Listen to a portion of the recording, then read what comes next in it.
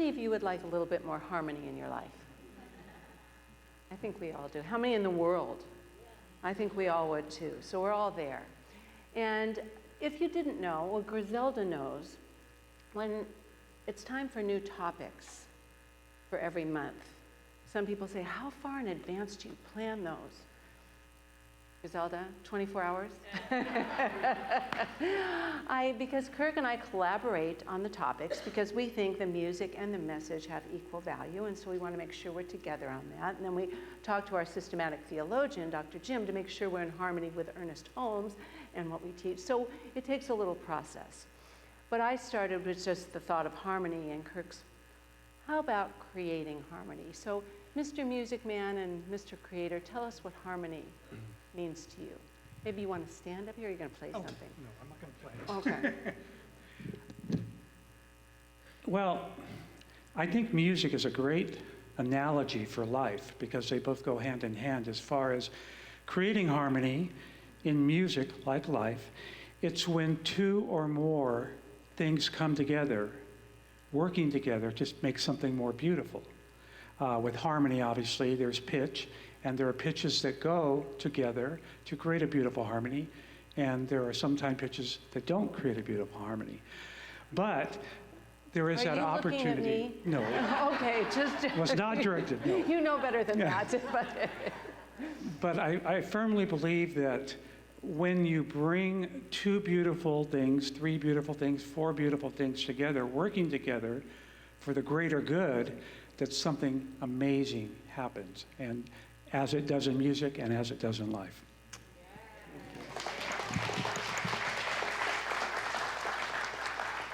Well, our whole life together, which is quite a long time, 47 plus years, but has been centered around music.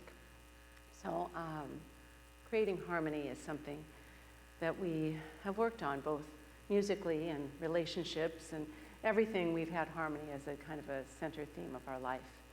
Ernest Holmes said, well, he agrees that music is a good analogy for harmony too, but he says harmony, divine harmony, is being in tune with the infinite. And that's what we work on every Sunday we're here, and in our classes. Janet's going to help you with that in the foundations class, getting more in touch with being in harmony with that center within us that holds all the God qualities of harmony, love, peace, joy, beauty, just as you mentioned, Susan. All of those qualities are right there in us. But in the second song you hear today, I was listening to it and had one phrase that I thought was so poignant. It said, sometimes the love we feel within gets lost between our heart and our head. How true is that? We feel love, we feel goodness, we feel kindness, but there's something that gets in the way. And so today we're talking about, well, what do we do to create that feeling of harmony in our life? What do we do to...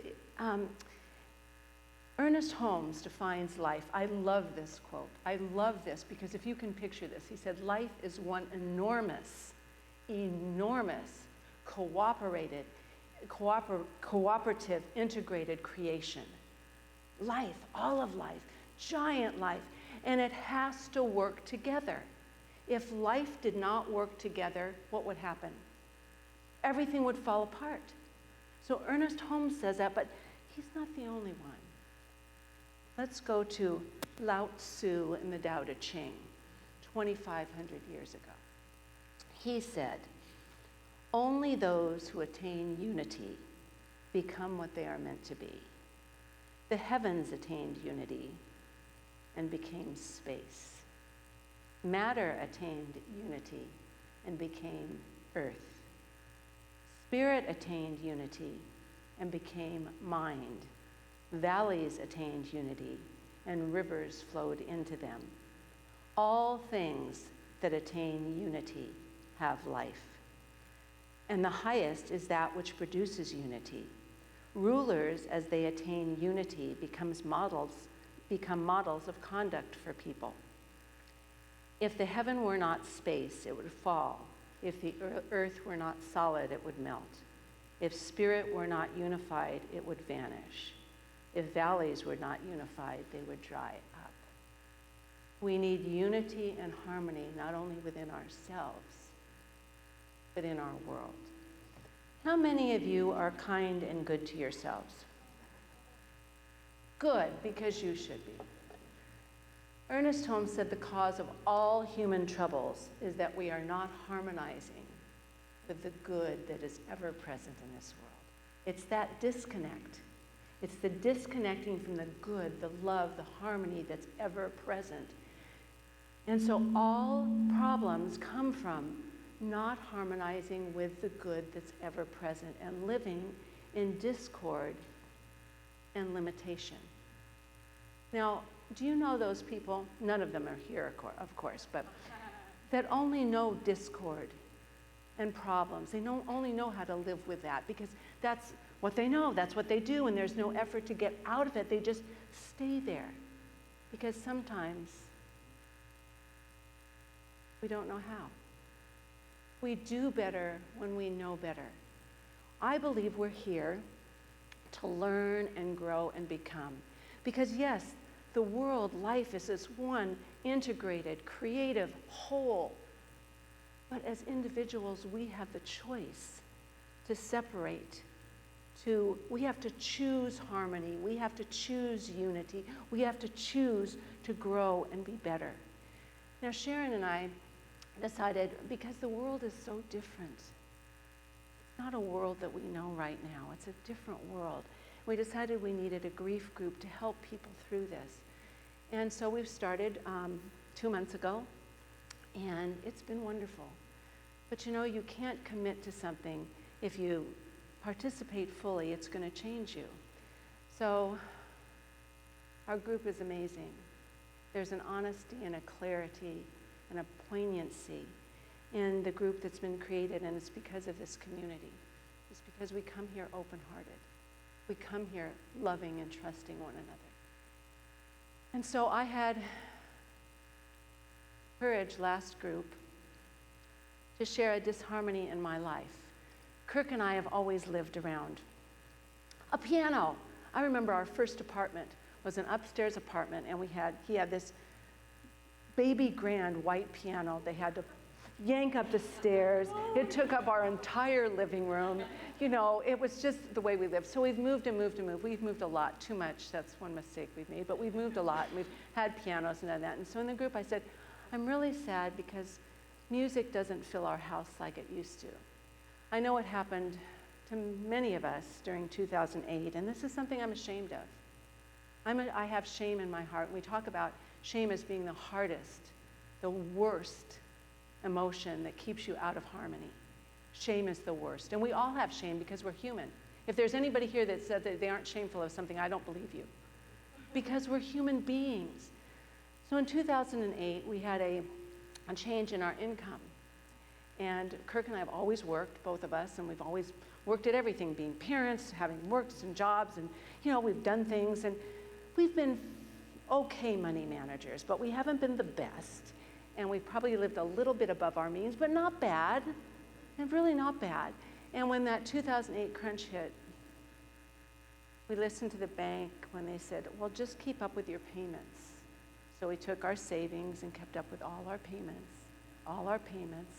until the bank put the house in foreclosure. And they took everything we had, big, huge down payment on that house. They took the whole thing, and we were left without the thing we'd worked for our whole life. And it was hard, and I'm ashamed of myself. I'm ashamed that I've worked so hard my whole life and couldn't do better. So when we moved, and we live in a very, very nice place, it's much smaller, but very nice, we didn't have room for our piano. So Kirk's piano was sitting in our foyer. So the other grand piano you see here is the one that's been in our house for a long time. So I got Kirk a weighted keyboard. I researched and got him a weighted keyboard, and I got the stand and the chair, and I gave it to him for Christmas, and he put it in the living room, and he didn't recognize it as a piano. And let me tell you, we constantly project our preferences on what we are manifesting in our life. So that keyboard, which I thought was really special, and I went to a lot of work to find it and get it so it would feel just like a piano, You know what it's been doing for the last 7 years? It's been in Kirk's room where he changes his clothes off. It holds the clothes he takes off, or the clean laundry. Okay, it's taken a new place. So because we're talking about creating harmony, and because I shared that, something don't ever talk about that shame that's in here, but I got to share it in a safe group. I woke up at, normally 4:30 on Friday morning. Are you awake? Yeah. All right, well, I don't want any comment on this, but we are taking your piano, your keyboard, and we're moving it into our living room. No comment. So we got up, we had our warm lemon water, and then we had our first cup of coffee, and we moved the piano. Oh my God, that thing was dirty. So I said, okay, I'll clean it off, but you're getting a Q-tip to wash every key. So he did. So then we put the piano there, and I said, what don't you like about this piano? The stand. I can't get my legs under it. I said, well, there's different stands. I got the one Guitar Center recommended. And he said, oh, they're probably expensive. Oh, look. What do you want? Well, one that's adjustable, one I can get my $59 at Amazon, and it'll be here today. Okay, what else don't you like about the piano? Well, I had to bring my amplifier here, so it doesn't have an amplifier. And I said, that big thing? I don't want that in the living room. I bet Amazon has a different one. So we found a nice little compact amplifier that got great rave reviews. Now, it's not a Yamaha, but it has great reviews, and it too is going to be here today. So we're changed, but there's more to come. So we got that done and then went on with our day. So Saturday morning, I wake up and go, it's Saturday. Saturday in the park, must be the 4th of July. You'll have to sing. Kirk, didn't your band used to sing that? Yeah, Chicago. Well, let's go play it. It was 4:30 in the morning again. So we go out to the piano. Alexa's on. Kirk's accompanying Alexa on the keyboard. We are having a ball. We go through Loggins and Messina, more Chicago, Loving Spoonful, Jackson Brown, John Denver. Who's the guy I keep forgetting? The guy. No. Seals and Croft. Anyway, we had so much fun. We weren't bothering anybody, honestly. But we were having so much fun. And then Kirk goes, oh my gosh, it's going to be 50 years in December that I made the audition tape with my band. I said, wow. And he said, I think I have that tape in the garage. And I said, well, what's on it? And he said, oh, there were 4 songs. At the Hop. And I said, okay, well, let's try the Hop. And we danced a little bit, but my back isn't good, so we only danced. And then My Music, what's that one? Mama Can't Dance. Oh, My Music, Loggins and Messina. And then We May Never Pass This Way Again. So we're playing all these. So he went up to the garage and he found the tape. It's a reel-to-reel tape. And we're going to go get it. You're going to go get it digitalized. And we're going to listen to it for the 50th anniversary of that. So, and that all happened because of some honest sharing and caring. So where's Sharon? Where's my girl? She's here. Back there. Oh, she's on visual. Thank you, Sharon, for helping us create that. So creating harmony doesn't always mean, oh, just think good thoughts and do good things and everything's going to be fine. You have to clear that passageway. Remember the love that's in all of us. We have to clear the passageway. We have to tell the truth to somebody safe, and then things can change. Our house is filled with music again. You played a song this morning because I said every day now, since I got the Saturday song, you have to think of a song with Sunday, and I'll have to think of a song with Monday. Well, that one I can do. Tuesday, I didn't want Tuesday, but anyway, it created something absolutely new and wonderful, but it took the willingness to do something hard and deep and honest and then move forward. We live in this world that's a little upside down. But the important thing is, number one, we learn how take care of ourselves, be kind and honest to ourselves. Kind words only. Catch yourself. You know, so often we have expectations that keep us bound up and keep our lives limited. The true awakening doesn't come from holding on to what is, to holding on to what we talk about, visualizing and dreams, which is important, imagining, yes, but how it happens, we have to let go of. For me, harmony is being able to rest in the middle. I have strong feelings and beliefs, but I want to rest in the middle. I want it to be able to be in the paradox and ambiguity of this thing we call life, because it's in that same paradox and ambiguity find potential and new ideas and new ways of being. Kirk walked in yesterday and he said, "It feels so good to see a keyboard in the living room, and it's been there all the time." It was a clothes holder for too long. So I promise you, when we digitalize that CD, he's going to be playing it through these through here, that we can hear it. But I want to share with you something that I had a lot to say, but I didn't say anything. I told a story this whole time. Sorry about that. But anyway, more than 100 years ago, Chief Seattle said, "We are all children of the Great Spirit. We all belong to Mother Earth. Our planet is in great trouble. If we keep carrying old grudges and do not work together, we all die." I know that love, which is in that same place that harmony is, right inside of us, unifies and harmonizes everything. When Susan was talking about the song this morning, it reminds me of what my boyfriend, my 13th century boyfriend, says. Rumi! He says, "All religions, all the singing, just one song. Many jugs poured from one huge basin. The differences are just illusion and vanity. The sunlight looks slightly different on this wall than it does on that wall, and a lot different on this other one, but it's still one light. There's just one light. The secrets of the universe, that when we go to that quiet contemplation in our own soul, the secrets of the universe are always lifting us up, always lifting us up and bringing us together.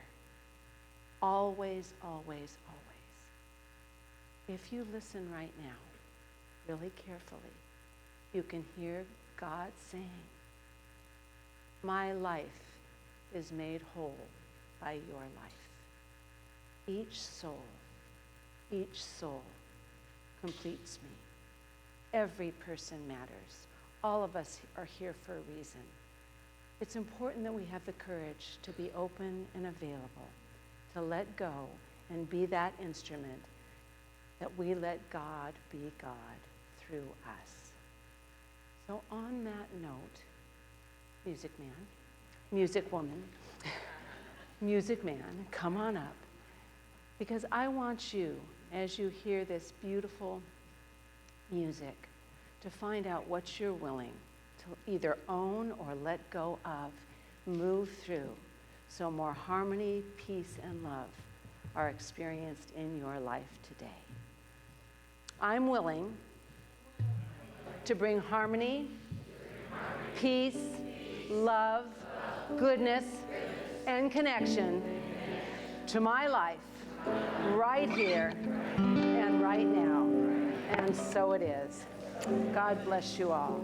Thank you, thank you, thank you.